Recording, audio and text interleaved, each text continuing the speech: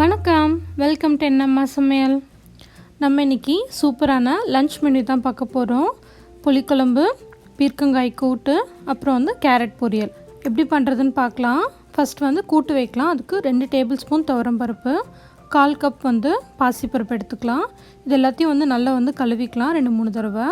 அதுக்கப்புறம் இதோட 1/4 கப் தக்காளி, 3 பச்சை மிளகாய் நல்லா நீளமாக கீறி சேர்த்துக்கோங்க. அப்புறம் பீர்க்கங்காயில் தோலெல்லாம் சீவிட்டு இந்த மாதிரி ரவுண்டாக கட் பண்ணிக்கோங்க. பீர்க்கங்காயும் சேர்த்துக்கலாம். அதோட 1 டேபிள் ஸ்பூன் கொத்தமல்லி தூள், தேவையான அளவு உப்பு சேர்த்துக்கலாம். 1 டீஸ்பூன் மிளகாத்தூள், நெய் 1/2 டேபிள் ஸ்பூன் சேர்த்துக்கோங்க. உங்களுக்கு வேணும்னா எண்ணெய் கூட நீங்கள் சேர்த்துக்கோங்க. அதோட 1/4 கப் தண்ணி சேர்த்துக்கலாம்.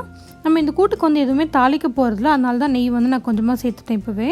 அப்புறம் பெருங்காயத்தூள் 1/2 டீஸ்பூன் சேர்த்துக்கோங்க. நீங்கள் வேணால் கட்டி பெருங்காயம் கூட சேர்த்துக்கோங்க.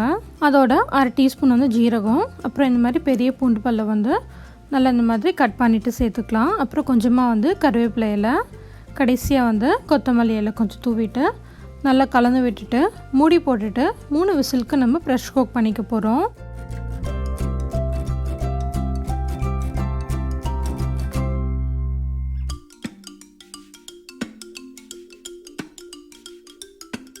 இப்போ விசிலெல்லாம் வந்துடுச்சு. நம்ம அடுப்பு ஆஃப் பண்ணிடலாம். நல்லா ப்ரெஷரெல்லாம் ரிலீஸ் ஆகட்டும். இப்போ அடுத்து கேரட் பொரியல் பண்ணலாம். அதுக்கு ஒரு பேனில் 1 டேபிள் ஸ்பூன் எண்ணெய் சேர்த்துக்கலாம். அதோட 1/4 டீஸ்பூன் கடுகு சேர்த்துக்கலாம். கொஞ்சமாக கருவேப்பிலையிலே நல்லா இந்த மாதிரி குட்டி குட்டியாக கட் பண்ணி சேர்த்துக்கோங்க. அதோட 4 பச்சை மிளகாயை நல்லா நீளமாக கீறி சேர்த்துட்டு நல்லா வதக்கிக்கலாம். பச்சை மிளகாய் நல்லா எண்ணெயில் வதங்கினதுக்கப்புறமா 3 சின்ன சின்ன கேரட் நல்லா இந்த மாதிரி திருவி வச்சுருக்கேன். அதையும் சேர்த்து நல்லா வதக்கிக்கலாம். இப்போ இந்த பொரியலுக்கு தேவையான அளவு உப்பு சேர்த்துக்கலாம். சேர்த்துட்டு நல்லா கலந்து விட்டுக்கலாம். நம்ம இந்த கேரட் பொரியலை கொஞ்சம் கூட தண்ணி சேர்க்க போகிறதில்ல, தண்ணி சேர்க்காமே தான் வேக வைக்க போகிறோம். கேரட் ரொம்ப சீக்கிரம் வெந்துடும். இந்த மாதிரி திருவி போடுறதுனால ரொம்ப சீக்கிரம் வெந்துடும். நம்ம தண்ணி ஊற்றி நிறைய நேரம் வேக வைக்கும்போது கேரட்டில் இருக்க சத்தெல்லாம் போயிடும். ஸோ இப்போ நல்லா மூடி போட்டு வேகட்டும். இப்போ இதை அப்பப்போ திறந்து விட்டு கிளறி விட்டுட்டே இருங்க, அடி பிடிக்காமல்.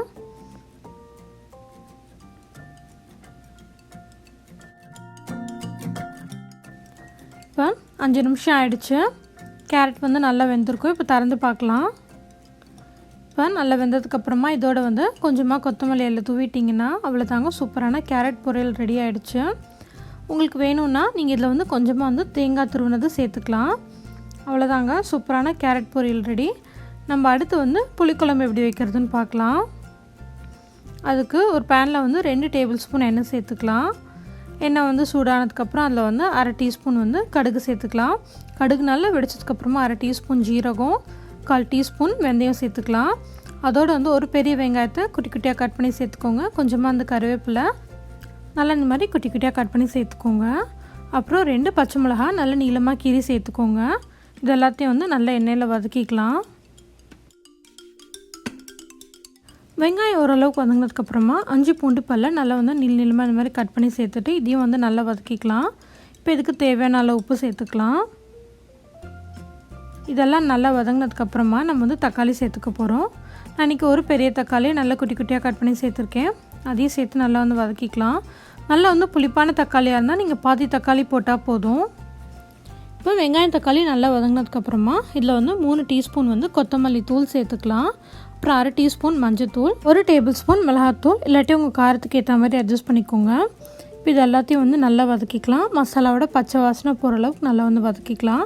நல்லா வதங்கினதுக்கப்புறமா இதில் புளி தண்ணி சேர்த்துக்க போகிறோம். சின்ன எலுமிச்சை சைஸ் புளியை தான் 1 கப் தண்ணியில் சேர்த்து கரைச்சி எடுத்தது. ஸோ இப்போ நல்லா புளி தண்ணியை கலந்து விட்டுடலாம். இப்போ நல்லா கொதிக்கட்டும். புளியோட பச்சை வாசனைலாம் போகிற அளவுக்கு நல்லா கொதிக்கணும். அதே மாதிரி குழம்பும் நமக்கு திக்காகணும். ஸோ இப்போ நல்லா கொதிச்சுட்டே இருக்குது. அப்பப்போ கிளறி விட்டுட்டே இருங்க. இப்போ நல்லா திக்காகிடுச்சு. இந்த ஸ்டேஜில் கொஞ்சமாக வெல்லம் சேர்த்துக்க போகிறேன். உங்களுக்கு வேண்டாம்னா நீங்கள் விட்டுடுங்க. பட் 1/2 டீஸ்பூன் அளவுக்கு சேர்த்தா ரொம்ப நல்லாயிருக்கும் டேஸ்ட்டு. ஸோ அவ்வளோதாங்க. இப்போ ஆல்மோஸ்ட் குழம்பு நல்லாவே ரெடி ஆகிடுச்சு. இன்னும் கொஞ்சம் கொதிக்கட்டும். லைட்டாக எண்ணெய் பிரிஞ்சு வர அளவுக்கு நமக்கு கொதிக்கட்டும். ஸோ இப்போ லைட்டாக எண்ணெய் பிரிஞ்சு வந்துடுச்சு. குழம்பு ரெடி ஆகிடுச்சு. இப்போ நம்ம கூட்டு ரெடி ஆகிடுச்சான்னு பார்ப்போம். ப்ரெஷ்லாம் ரிலீஸ் ஆகிடுச்சு. அவ்வளோதாங்க, கூட்டு சூப்பராக ரெடி ஆகிடுச்சு. நீங்கள் விருப்பப்பட்டிங்கன்னா இதுக்கு லைட்டாக கடுகும் பெருங்காயமும் போட்டு தாளித்து சேர்த்துக்கோங்க. அவ்வளோதாங்க, சூப்பரான லன்ச் மெனு ரொம்ப சிம்பிளாக ரெடி ஆகிடுச்சு. நம்ம இன்றைக்கி பண்ண கூட்டுலேயும் பொரியலையும் தேங்காய் சேர்க்கல, தேங்காய் இல்லாத சமையல் இன்றைக்கி. ப்ரௌன் ரைஸ் வச்சுருக்கேன், நீங்கள் வேணால் ஒயிட் ரைஸ் வச்சுக்கோங்க. புளிக்குழம்பு, அப்புறம் கேரட் பொரியல், அப்புறம் பீர்க்கங்காய் கூட்டு. அவ்வளோதாங்க. இந்த சூப்பரான லன்ச் மெனுவை நீங்களும் செஞ்சு பாருங்கள். இந்த வீடியோ பிடிச்சிருந்ததுன்னா லைக் பண்ணுங்கள். தேங்க்ஸ் ஃபார் வாட்சிங்.